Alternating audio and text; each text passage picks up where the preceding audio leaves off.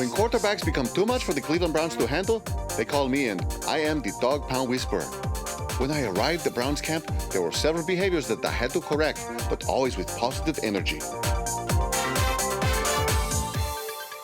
And a quick touch? No, you make the correction. No, not the bathroom. No, the funding. No.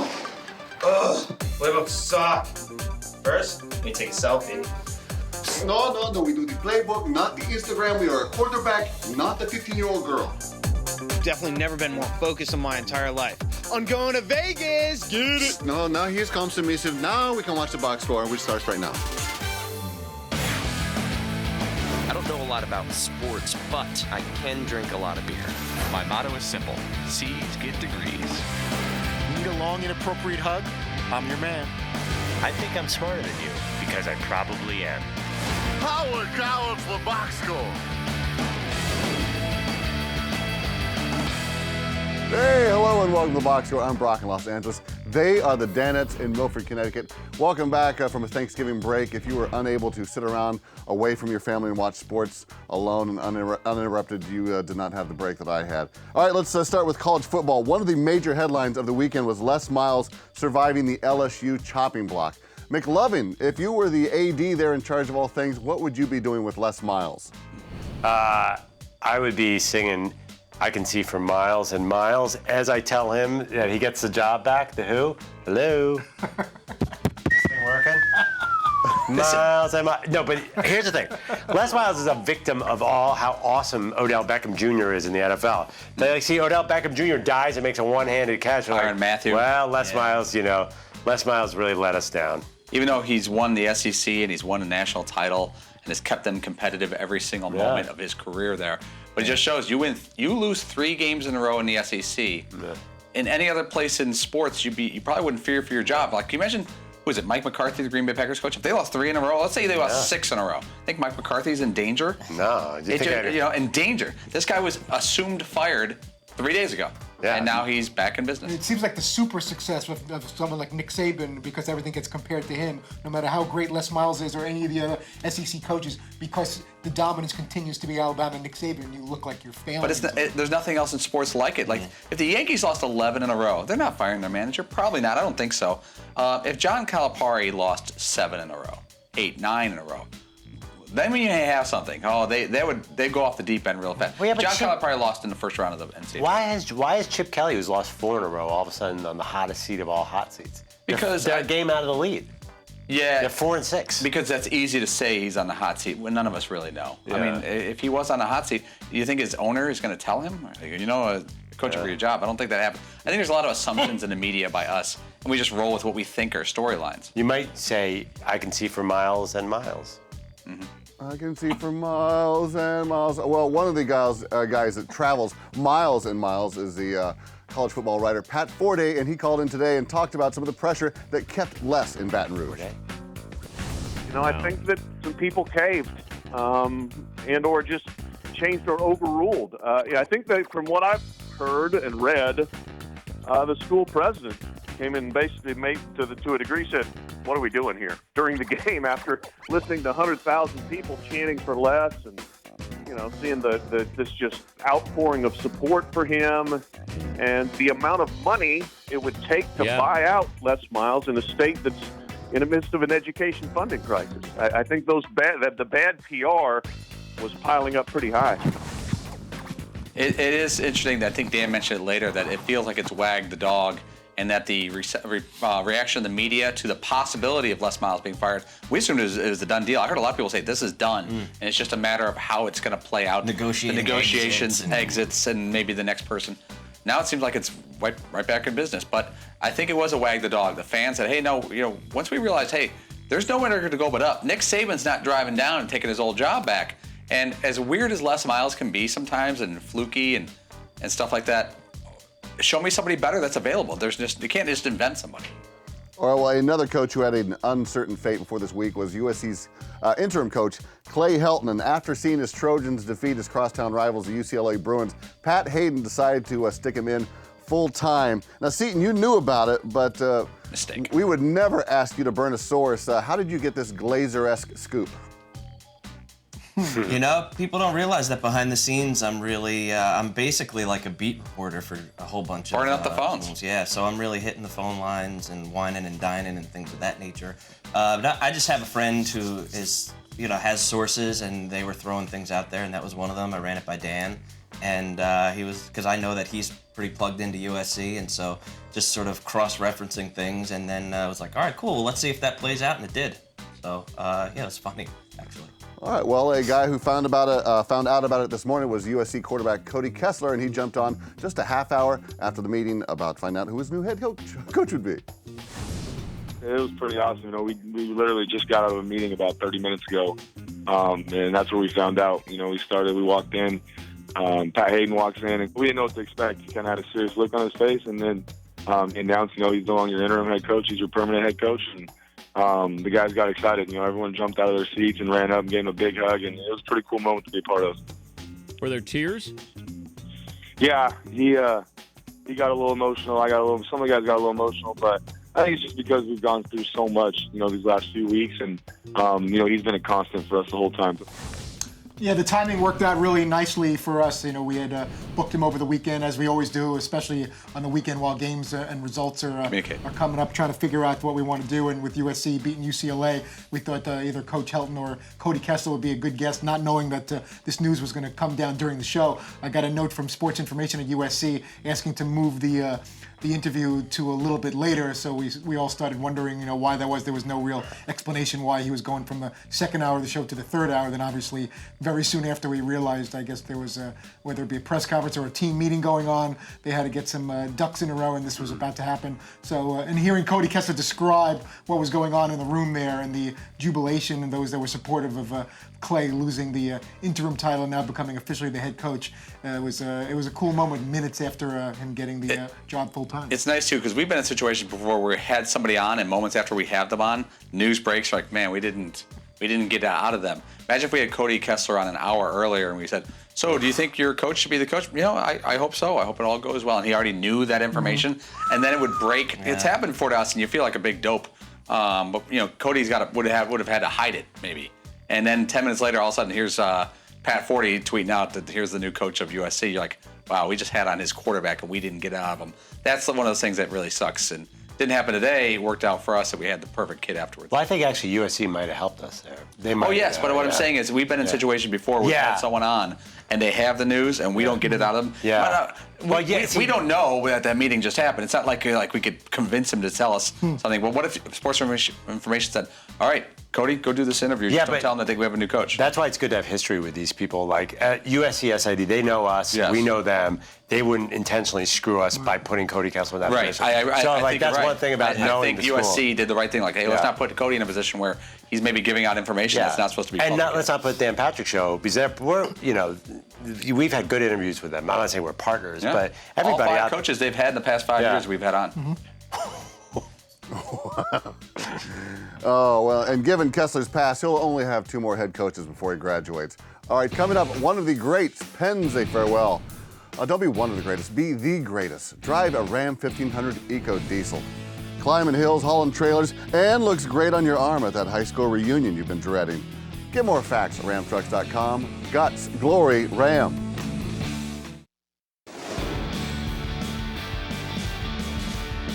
Kobe did this year finally acknowledge that we went to the same high school on Twitter. It was the best day of my life.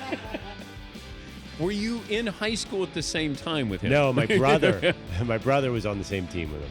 There's this great picture it's Lower Merion High School, suburban Philadelphia, so it's 6 Jewish kids and Kobe dominating the state. Yes. Bryant to Goldberg, back to Markowitz. Bryant with the jumper. Good. We are back here on the box score. Guys, Kobe Bryant informed the world via poem that he will be retiring at the end of the season. 2 weeks ago, David Ortiz announced his retirement via video production a la Captain EO, but maybe not as good. Seton, are these guys expressing themselves artistically, or are they hinting at a fanfare tour a la Jeter and Mariano? Man, there's a certain amount of I think there's a lot of let's take the pressure off, and I think there's let's get a goodbye tour going and rack up some presents here. I don't know that David Ortiz is going to get necessarily that reception, but Kobe certainly should. Paulie, Walter Payton aside, whose retirement has hit you the hardest as a fan? There's so many. I remember when Larry Bird had a bad back and had to retire, and he had a lot left in the tank if he was healthy. I felt really bad about that one. There's been others. Kirby Puckett was a great player for the Minnesota Twins, and he had an eye. I don't remember exactly what the problem with his eye, but he had to retire way early. Glaucoma. So glaucoma and other side effects. I think when athletes have to retire early, that's sad. It's like, sad for us because the entertainment we lose being selfish, and sad for them because I can't think of anything worse than, if you limp to the finish, like Kobe's not going to be thinking to himself, I could have got one more year. No, he knows there's nothing left. There's zilch left. Other athletes like Kirby Puckett and others, when they get injured, you're like, man, they had a lot left in the tank. And I would think that would haunt some people. It would probably haunt me if I had a lot left in the tank and couldn't do it anymore. Don Mattingly was one that I was like, man. He just missed that era. Yeah, he just missed that window. That was unfortunate. He would have a handful of rings if he stayed healthy for 3 more years. Well, McLovin, you're close to the story. You have insider info. How cool was Kobe in high school? Kobe was awesome in high school. His whole family was great. I imagine he changed over the years. He still seems pretty cool, but he was super friendly. Because my brother was on the team, I would see him out and about, and he'd say, I'm David Pearl. He'd say, how's David doing? And his dad was a cult of personality. He was a former Sixer. He was, I tell everybody this, the Bryant family could not have been nicer when they were in high school. Then I think they had to become much more guarded later on. Kobe became an international superstar quickly, and everything changed. When he was a senior in high school, did you go to some of those games? Because I didn't. I heard I was out of town. I wasn't in Philly. I heard they were huge spectacles, though. I've seen highlights. So your brother was a senior when he was a freshman? Yeah, so he missed it, too. So how good was he when he was a freshman, or did he not play He was much? great. He scored 50, leading scorer on the team as a freshman, 15 points a game. How tall was he already? 6'3", 6'4". So he's a string bean. Dude, he was awesome. He just come over from Italy a year before. He was crazy. So cool. Fritzy, did you go to high school with any famous athletes? Stephon Marbury. There's a number of athletes that went to Lincoln High School in Brooklyn, but during my time there, from like '85 to '87, there was no real superstar. I'm not sure exactly when. I think one of the Marbury brothers. I don't think it was necessarily Stephon. Was around the mid '80s. Billy Marbury. Billy Marbury, yeah, Jackie Marbury. But former met Lee Mazzilli. Not that he was a superstar. Comes to mind. I know he was a really good baseball player for. You were at the same time, you and Lee Mazzilli? We were not at the same time, but I do remember reading. He was already on the team by the time you were in high school. He was definitely. Higher Fritz?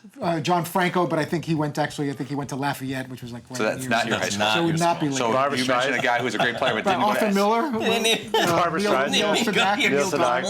Did anybody famous go to your high school with you? Are you the most famous guy out of your high school for your class? Sadly, that may be the case. From the mid '80s, I don't recall anyone that really accomplished that. Total aside, I had literally a 20-minute conversation at Thanksgiving dinner about how Fritzy used to be ripped in high school, and I'm furiously looking on my phone for the picture to show this is like at the heart, like turkey's getting cut, and everyone's like, "Was Todd really muscular?" I'm like shredded. I'm like Hasselhoff, but better looking. Yeah. Oh, look at that. Those are the days. Yeah, I was trying to find that photo. Brock, I should have called you and had you witness. Look at that guy. I mean, it's crazy. It's crazy. My grandmother's like, no shirt on. Chasing 14-year-olds around the courtyard. Unreal. Baywatch to picking something up else kids watch. by their heads and curling with them. Oh my God! Now you're dressed like a big old pumpkin. Oh, me, glass houses. I know cool in high school. I was in Pop's choir. I have the cummerbund to prove it. All right, stay with us. After this, we're going to battle of the stories over the fold. Or the hump, just like that. 3 months along.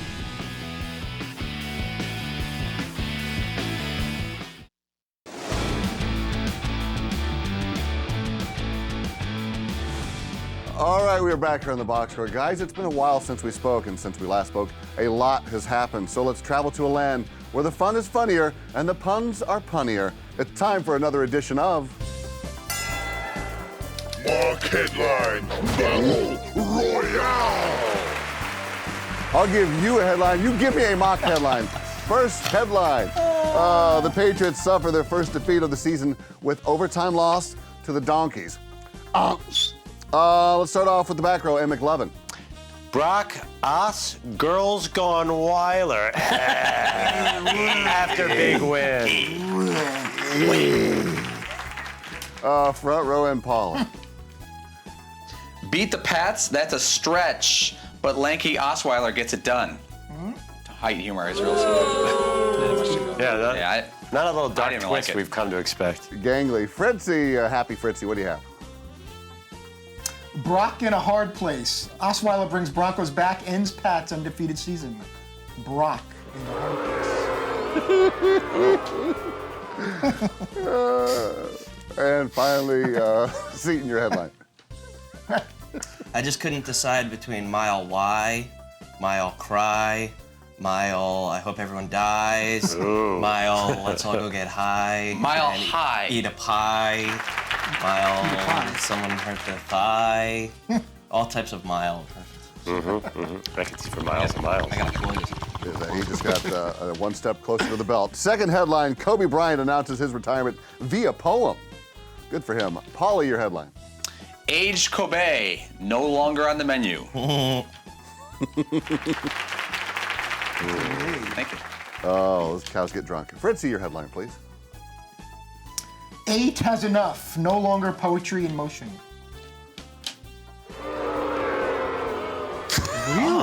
Why would the Somehow crowd you win. boo that? I mean, that's Dick Van Patten, for God's 8 has sake. enough. No longer poetry in motion. Because it's not funny. Maybe. Seton, your There's headline. number 8. He's not playing anymore. Had enough. Roses are red, violets are blue. No offense, dude, but that poem, blue? Can you go blue and blue? How about was doo-doo? Was doo-doo. How about that poem was PU? It was stinky. With the roses are red, I just lost a bet. That poem McLovin, your headline, please. Hi, cuckoo. Kobe picks strange way to announce retirement. Hi, cuckoo. Oh, I love that one. Always highbrow. There you go. Pentameter. Our third headline, Jordan Zimmerman and the Detroit Tigers reach 5-year, $110 million deal. Fritzy, let's start with you. How did we not leave with Glad that? we got this one in. That's a lovely salary, but you're still in Detroit. Wow. Oh, Hey, taking a shot, Fritzy. I know. that money goes further there. There are people Got a watching little from bit of Detroit. Boogie Nights delivery in there. The way that's a lovely salary. That's a giant. Oh my goodness. Roller Girl, Seton, you're next. It's a giant salary. Zimmerman, more like, guess who's buying dinner, man? That's good. He has a lot of money now. And his name's Zimmerman, Yeah. Dinnerman. Dinnerman. And McLovin, your headline, please. Air Jordan. Good to be in Zimmerman's will after crazy deal. Oh, air. Like Come on, yeah. H-E-I-R. Like Better on paper. Like a rabbit hair? Hair. Paulie, your headline. Since this was news to me in many ways, apparently there's a baseball player named Jordan Zimmerman. Yeah. Yeah. Getting a lot of money. Yeah. And he reached the deal with the Tigers. And they're from Detroit. Finally, our last headline, the Edmonton Eskimos win the Grey Cup in a thrilling comeback over the Ottawa Red Blacks. Front row Seton. Hey, Red Blacks. Alberta, you didn't see that one coming. Alberta, Edmonton, that's in Canada where it's at. Alberta, you didn't see that coming. It was a comeback. Fritzy, your submission. 50 Shades of Grey Cup. Happy ending, but still anticlimactic. Okay. Wow, boom. You got a nice theme. Stuff going on here. A little desperate. We'll give you that. Yeah, get that headline a hot towel. Paulie, your headline. Eskimo money, no problems. Biggie win for Edmonton. Oh, yeah. Well, that's pretty hip Well, on. Notorious I like it. I like it. Million out of Edmonton. Now we're drinking out of the Grey Cup when we're thirsty. And finally, McLovin. Grey Cup check. Ottawa red, black, and blue after Edmonton kicks him in the old Eskimos. Boom! Got it. That's a winner. Just give the guy the belt. Long way you got there. Give the guy the belt. Yeah, he passed the testicles. The Mock Headline Championship belt goes to McLovin. Congratulations. Yeah, the runaway winner, Andrew Perloff. Please be careful. All right, don't go away. We're killing the buzz, and we're dragging the family into this. But first, it's the box where we're taking a break to remind you the Ram Heavy Duty, with its best-in-class towing torque and horsepower, doesn't need one. I poo on your brakes. Get more facts at ramtrucks.com. Guts, glory, Ram!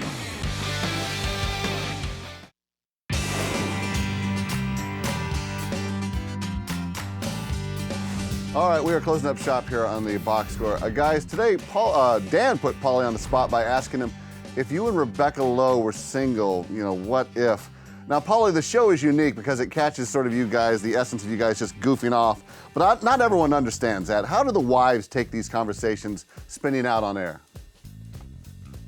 Mostly good, I would say, but this is one of those that I could hear something about. Not really negative, but my wife could try to set me up. So, that was a funny conversation you had about Rebecca Lowe the other day. And my response will dictate how the rest of the evening goes. Right. Now, let's say I say, yeah, that was a good segment.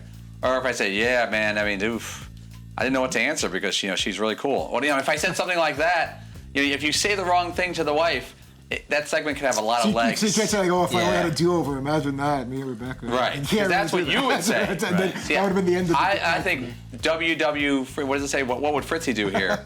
I'm going to do what Fritzy wouldn't do and just tell my wife everything that's great about her. McLovin, do you guys observe a list of things that are off limits on air, or is it just open season every day? Wow, it's pretty close to open season. There's got to be a limit. I'm not sure what it is. As far as the spouse goes, there's not a ton of respect. Well, no, I feel like families are sort of off limits, but only like dabbled in. You know what I mean? Like, we never really go at like. But Dan will feel it out a little bit if he feels us squirming or getting uncomfortable. His antenna is pretty good about maybe I reel this one in a little bit. Like Jordan's bar mitzvah, that became like a whole storyline on the show. It's kind of different because it was related to the show. Yeah, so the question, there's no hard line though. I'm not sure. Well, I think with families, I think you have to put your family out there. Like Seton brought up his son crying about the Patriots. Right. Now, if he brings that up, that's cool. Yeah. Now, what if I had witnessed it? Let's say we're all at a sports bar. Seton brought his son, and I witnessed his son, and I brought up that Seton's son was crying out. That's probably not cool or less cool because I don't know if Seton wants that out there that his son was crying about a sporting event. Fritzy, you've brought up many times that your son, who's 15 or 16, still cries during sporting events. And when you brought that up, you tuck him into bed still. That right, and if the person brings it up, I believe it's their way of saying he cries all over his learner's permits. Really bad. But if you bring it up yourself, then basically saying it's fine if everyone. Open the door. Good luck closing that door. Right. Like if I bring up a thing about Rebecca Lowe, then it's open season on me, and I have before. So it's kind of like that's a running gag with me. I mean, McLovin, we've had some stuff with you say I'm not that great of a father. Or I'm too busy watching sports. You could say that, and then we can get in on it. But it's still tricky though, because you could throw it out there and initiate it and say, "Oh, this is an okay topic." But then there's still levels of that within that topic, how far you can go with it. Just because you brought up a kid's crying or whatever the situation is, there's still, you can still end up stepping over the line, even though you're saying it's okay that we discuss this as a general. Do you have an topic. example of that? Maybe bowel humor sometimes. Maybe? For me, sometimes we'll go a little further. Now, see, that's an interesting one because Fritzy opens the bowel humor door. You open the bathroom door. Well, that's what I'm saying. No, that's what I'm saying. You open up as a topic, but does that mean that any and all? But does that mean you could make self-bowel humor and we can't? Because that's not fair to us. No, everyone should be able to get involved, but you would hope that they would also, know where the line might be, which isn't always easy. I'd prefer to not be involved in your bowels. Never actually. It's irritable joke syndrome. Irritable joke syndrome. Exactly. That's exactly what that would be. I think that's enough bowel. Fritzy, who's on tomorrow? Christian McCaffrey. I'm not allowed to say anything other than the names. Christian McCaffrey, Reggie Miller. Take a bow, Fritzy. No, because no. He added 9 extra words. Well, you can tell who Christian McCaffrey is because there's probably people who don't know who he is. Stanford running back, Heisman hopeful. Stanford just had a big victory over Notre Dame. So Christian McCaffrey will join us, and we all know Reginald Aloysius Miller. Fantastic. Tuesday. Thank you, gentlemen. He already said who's on tomorrow's show. We're back tomorrow right here on Audience Channel 239, right here on AT&T, would it be? Yeah, podcast is available on iTunes or podcast1.com. Cheers. I don't know a lot about sports, but I can drink a lot of beer. My motto is simple. C's get degrees. Need a long, inappropriate hug? I'm your man. I think I'm smarter than you because I probably am. Hey, thanks for watching the box score. Holy cow!